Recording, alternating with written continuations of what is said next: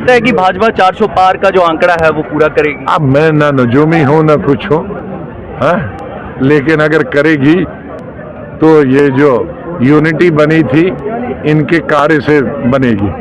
इनके जो ये जो सबको लेके चलने में असफल हुए उसकी वजह से बनेगी। सत्य कहेंगे, सत्य लिखेंगे, सत्य चलेंगे। हमारे जम्मू के लोगों की रस्म, हमारे प्रिय नेता को पगड़ी अर्पण कर रहे हैं, पगड़ी पहन दे रहे हैं, जो कि हमारे जम्मू के डोगरों की शान है। तो आपको बहुत बड़ी जिम्मेदारी मिली है। 1 घंटे में अगर कोई गाड़ी रुक जाती है, ट्रैफिक जाम हो जाता है, तो कितनी लाइन बन जाती है। 10 साल से हमारी हालत खराब है। अब मुझे यकीन है कि आजाद साहब 5 साल के अंदर ये मसला सब हल कर देंगे। इनके पास वो विजन है, ये वो शख्सियत है, ये प्राइम मिनिस्टर के काबिल का, जो हमें आजाद साहब और जम्मू कश्मीर की बागडोर संभालने के लिए आ रही है। साथियों, मैं गढ़खाल और प्रभाव की गल करगा। असें 1 महीना लाया, घर घर के जी आजाद साहब ने दसिया कि पंचायत वाइज जाना, वार्ड वाइज जाना, घर घर जाना और लोगों के मसले तो बड़े ज्यादा। लेकिन मैं तुम्हें मेन चीज सुनाना, ये जड़े गढ़खाल के लोग ना, एक साइड इन्हें बादल की मार है, एक साइड इन्हें चिनाब की मार है। ये बेचारे दोनों साइड का पिसा देन, लेकिन इन्हें पूछने वाला कोई नहीं है। आज सबसे बड़ी राजनीति में न सिर्फ हमारे देश में बल्कि न हमारे राज्य में बल्कि पूरे देश में जो हमारी जनता वो परेशान रहती है। इसी तरह से हर मंत्रालय में कोई नई पॉलिसी, लिबरल पॉलिसी, जिसको उस पॉलिसी को आज दुनिया में और आज के हमारे प्राइम मिनिस्टर भी उस पॉलिसी को चला रहे हैं, लेकिन क्रेडिट उन्होंने नरसिम्हा राव जी को दिया। इसलिए मैं प्रधानमंत्री जी का आभार करता हूं कि चाहे वो दूसरी पार्टी होने के बाद भी उसका जो काम जो देश के हित में था वो रिकॉग्नाइज किया। इसी तरह से चौधरी चरण सिंह वो किसानों के नेता थे। चौधरी चरण सिंह की हाइट का भी कोई हमारे देश में किसान नेता पैदा नहीं हुआ। और उनके साथ दूसरी चीज ये भी थी, वो सभी धर्मों को, सभी जातियों को वो भी चलाते थे। तो किसानों के लिए अगर उनको रिकॉग्नाइज किया, उनके लीडर को, किसानों के, ऐसा नहीं किसान ही उनको लीडर मानते थे, हम सब लीडर मानते थे, लेकिन विशेष रूप से किसान के नेता रूप में उनकी पहचान थी। तो किसानों का मन ये बढ़ाने के लिए और कि उनको रिकॉग्नाइज के लिए चौधरी चरण सिंह जी को भी दिया, ये भी बहुत अच्छी। पॉलिटिकल डिबेट भी इसके ऊपर शुरू हो गई है। कांग्रेस कह रही है कि ये, देखो आप, कांग्रेस जो कहती है उनको कहना, मैं तो सुनिए ना, मैं कांग्रेस हूँ ना बीजेपी। मैं हमेशा बीजेपी जो गलत बात करती है मैंने कही कांग्रेस जो ठीक करती है उसको क्रेडिट। उस वक्त वो कांग्रेस के थे, मैं भी कांग्रेस का था, लेकिन मनमोहन उसने किया वो policy, liberalisation policy, economic policy, उससे आज देश में भला जिन लीडरों ने, जिन लोगों ने उस वक्त पॉलिसी का फायदा उठाया वो आगे चले गया और देश को फायदा हुआ।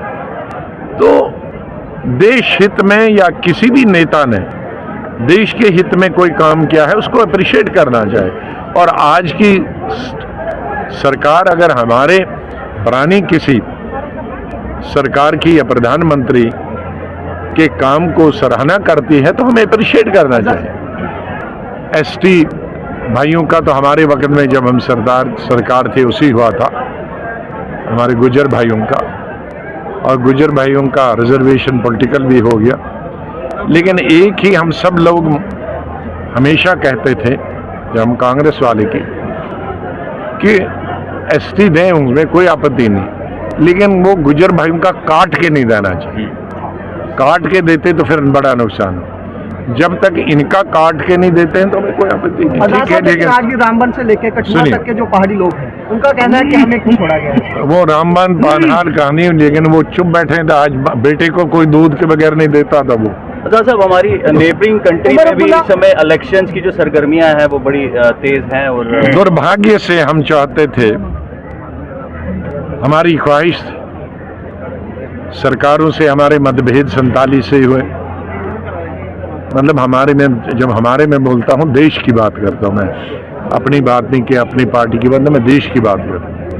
और उसके लिए जिम्मेदार नहीं है, उसके लिए पाकिस्तानी जिम्मेदार है कि 1947 अभी आज़ादी मिली ही थी कि पहला ही हमला उन्होंने ही ठोक दिया, जिसका परिणाम है कि पीओके हमसे अलग हो गया, हमारे भाई जम्मू सूबा से, कश्मीर सूबा से, और आज वो खुश नहीं है वहाँ।